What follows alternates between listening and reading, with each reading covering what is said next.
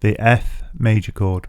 The F major chord is particularly difficult, and this is why I'm doing a tutorial just for this chord.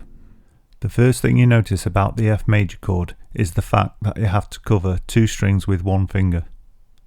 This is done by laying down the finger on its side slightly flat.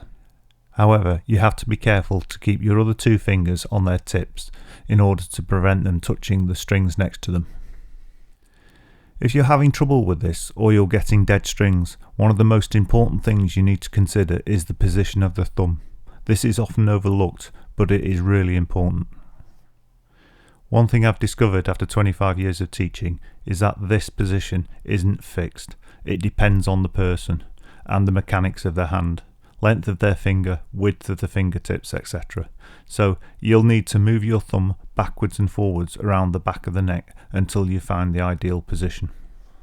Another problem that often arises is the fact that you've got to cover two strings with one finger. Some people have difficulty getting at the right angle. And something that often helps with this can be actually covering more strings than is necessary. Before we do this, it's worth you understanding that only the highest fret played has an impact on the pitch of the guitar. So for example, if you played the first fret, then you leave that finger in place and put your finger on the second fret, play the guitar again, and you'll hear the second fret is the note you hear.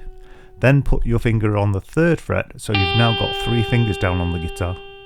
If you were to now take the first and second finger off and play the note, then put them back and play the note, you'll hear they should have no impact at all on the pitch, unless you're bending the strings.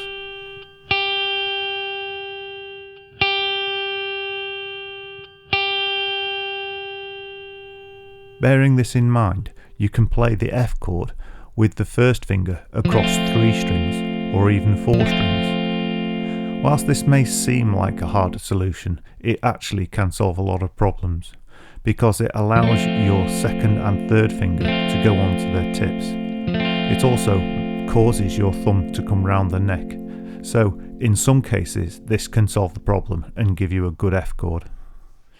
Something worth pointing out about the F chord is that whilst it's categorised as an open chord in many guitar books, it isn't really. It's what's called a half bar chord. This means the same shape can be moved up the neck of the guitar, which can make it particularly useful, so it's worth getting your head round. However, because it is a half bar, if you prefer, it might be worth going the next step and learning the full bar. Some people I've taught couldn't get the F open chord or half bar, but they could get the bar chord, so they would always replace the half bar F with the full bar. This is really useful if you've got really broad fingertips and the half bar is a struggle. And of course the full bar chord is useful in that it too can be moved around the neck to produce different chords. If you want to try the bar chord method, look at my tutorial on bar chords. You'll also find other useful aspects of bar chords there. Don't worry if you can't play the F chord straight away. It is a difficult chord, and it might take you a few weeks to get it right. Just keep persevering and keep practicing. Most of the time it's just a case of your fingers building up strength and adapting to this new style of play. But you will get it eventually. The next step, once you can play the chord, is to speed it up. And this can only be done with practice. In this example, I've chosen a C. So if you literally just sit there going C, F, C, F, and you slowly build up the speed of the change.